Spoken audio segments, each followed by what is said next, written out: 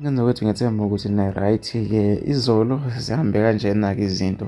Ukhuzani-ke wakhala wemuka no-100,000 ngokuba-ke umculi wamaskandi onabalandeli abaningi-ke owey'ngane zakho. Ngethemba-ke izolo nizibonele-ke abanye kade bengabonile. Cha, izolo-ke bese kuhamba kanje.